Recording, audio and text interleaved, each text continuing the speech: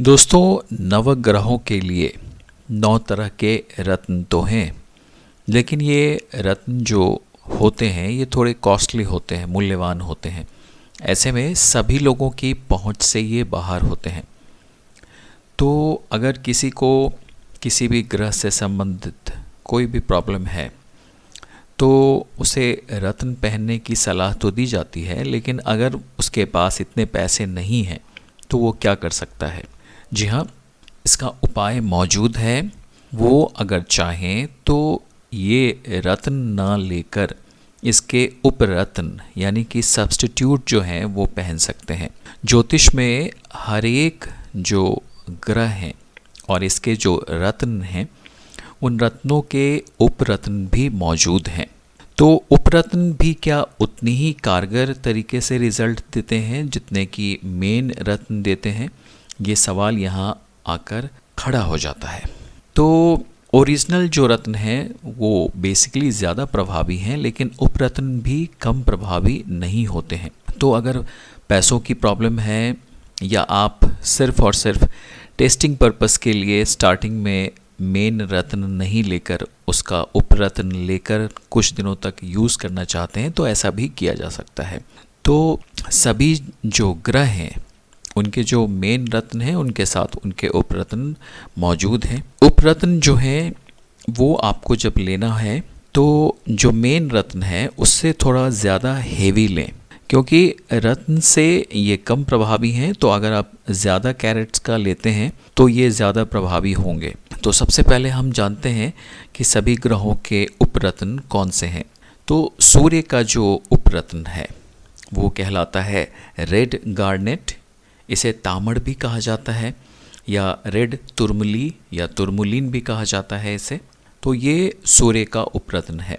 इसे आप रविवार के दिन पहने, अनामिका उंगली में पहने। अब बात करते हैं चंद्र की। तो चंद्र का जो उपरत्न है उसे मून स्टोन नाम से जाना जाता है।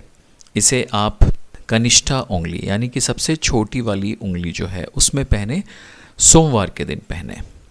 अब बात करते हैं मंगल की। तो मंगल का जो उपरत्न है उसे लाल हकीक कहते हैं। इसे आप मंगलवार के दिन पहने और अनामिका उंगली में पहने।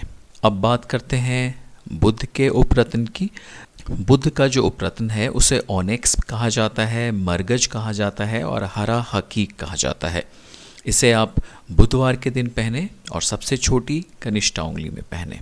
अब बात गुरु के उपरत्न की। तो इसे सुनहला भी कहते हैं और पीला हकीक भी कहा जाता है। इसे आप तर्जनी में पहने और गुरुवार के दिन धारण करें। अब बात करते हैं शुक्र के रत्न। तो शुक्र का जो रत्न होता है मेन हीरा, वो तो बहुत ही कॉस्टली होता है। तो ऐसे में आप शुक्र के उपरत्न ओपल को धारण कर सकते हैं और शुक्रवार के दिन इसे धारण करना चाहिए और अनामिका उंगली में इसे धारण करना चाहिए। शनि का उपरत्न नीली कहलाता है या नीला हकीक कहलाता है। इसे आप शनिवार के दिन धारण करें। राहु का जो रत्न है गोमेद, और इसका उपरत्न अगर मैं कहूँ कि आप गोमेद ही धारण करें तो आपको अजीब नहीं लगना चाहिए, क्योंकि गोमेद जो है वो बहुत ही सस्ता रत्न है। इसलिए इसके उपरत्न के पीछे ना जाएं, बल्कि अगर राहु दोष है तो गोमेद ही धारण करें। कब धारण करें? शनिवार के दिन राहु का रत्न आप धारण कर सकते हैं। इसके साथ ही बुधवार के दिन भी जो है आप गोमेद धारण कर सकते हैं। अब बात करते हैं केतु के उपरत्न। तो केतु का जो मेन रत्न है वो तो कैट्साई होता है, लेकिन उपरत्न को लाजवर्त कहते हैं। लाजवर्त जो है आप शनिवार के दिन पहन सकते हैं, नहीं तो मंगलवार के दिन पहन सकते हैं। लाजवर्त जो है आप मध्यमा उंगली में, नहीं तो कनिष्ठा उंगली में धारण कर सकते हैं। तो दोस्तों, यहाँ उपरत्नों को धारण करने के साथ ही इनमें सारे नियम कायदे कानून बिल्कुल वैसे ही फॉलो करने हैं जैसे कि आप रत्नों के साथ करते हैं।